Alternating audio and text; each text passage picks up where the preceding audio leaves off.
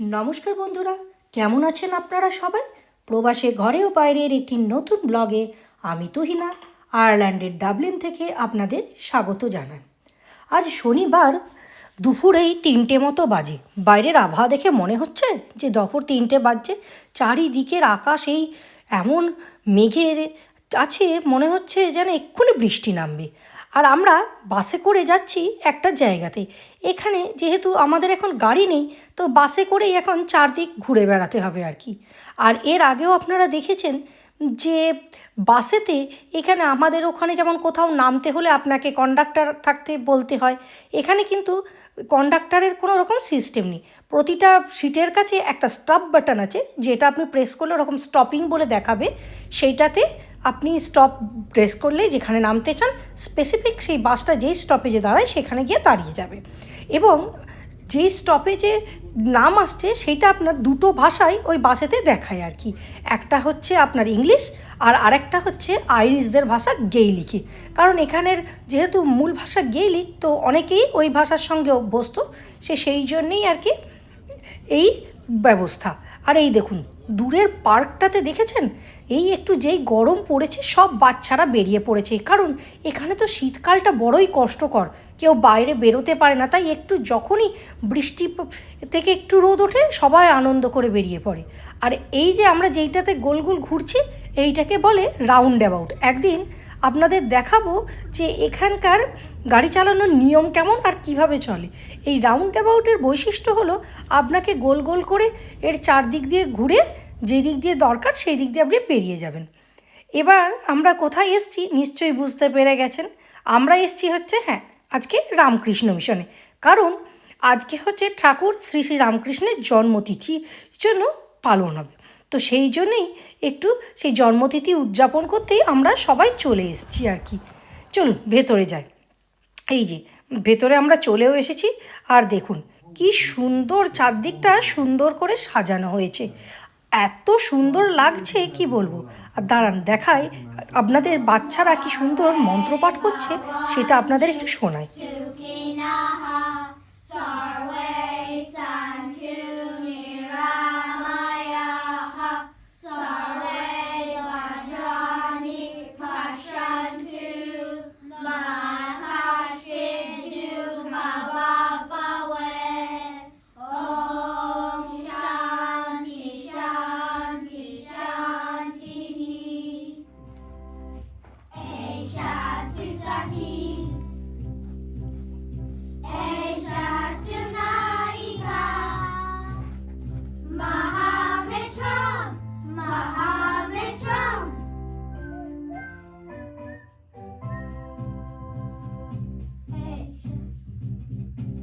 বাচ্চারা তার সাথে কি সুন্দর করে গানের সাথে সাথে নিজেরা শীষ দিয়েও কি সুন্দর একটা ব্যাকগ্রাউন্ড মিউজিক তৈরি করছে, এত সুন্দর শুনতে লাগছে দেখুন।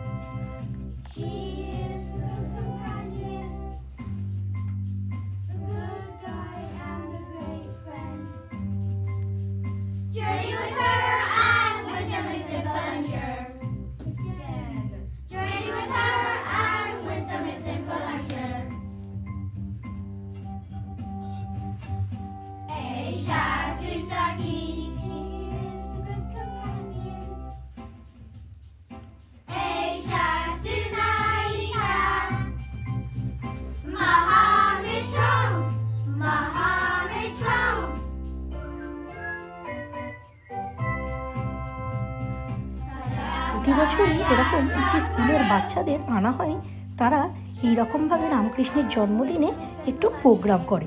আর সব থেকে আশ্চর্যের ব্যাপার জানেন, এরা কিন্তু দেবনাগরী অক্ষরও অল্প অল্প পড়তে পারে এবং সেই দেখে ওরা অল্প অল্প গাইতেও পারে আর কি। আর সব থেকে ভালো লাগে দেখলে যে একটা অন্য সংস্কৃতির মানুষ হয়েও কি সুন্দর আমাদের সংস্কৃতিকে ভালোবেসেছে আর কি। এক আলাদাই অনুভূতি যে বাচ্চারা এত সুন্দর করে গাইছে, শুনলেই গায়ে কাঁটা দিয়ে ওঠে। আর এখানে যে দেখছেন এই যে ঠাকুর, মা, স্বামীজি, নিবেদিতা, বুদ্ধদেব, যীশুখ্রিস্ট সমস্ত ছবিতে যে এত সুন্দর করে ফুলের মালা দিয়ে সাজানো হয়েছে, সেটাও কিন্তু সমস্ত ভক্তবৃন্দদেরই কৃতিত্ব আর কি। এখানে যে কারণ কোনো তো এরকম করে ফুলের দোকান নেই যে আপনি যাবেন সেখানে গিয়ে কিছুটা অর্ডার দেবেন নিয়ে আসবেন। এখানে বিভিন্ন ফুলের বুকে পাওয়া যায়, সেই বুকে কিনে এনে ভক্তরাই এরকম সুন্দর করে সাজায়। ঠাকুরের পুজোর সাথে সাথে এইদিকে কিছু ভক্তবৃন্দ তারই কিছু নাম গান করছে। এই আলাদাই একটা পরিবেশের সৃষ্টি হয়, মন প্রাণ একদম ভরে যায়। কিছুক্ষণের জন্য মনে হয় যেন আমি আমার কোনো একটা অন্য জগতে চলে গেছি আমরা। আর কত যে ভক্ত সমাগম হয় সে কি বলবো আপনাদের। সবাই নিজেদের মনের পছন্দ মতো প্রসাদ নিয়ে আসে ঠাকুরকে একটু নিবেদন করবে বলে। এত ভালো লাগে কি বলবো, একটা অসম পরম তৃপ্তি পাওয়া যায় আর কি। আমরাও তাই সেই অনুষ্ঠানে যোগ দেওয়ার জন্যই বারে বারে ছুটে আসি।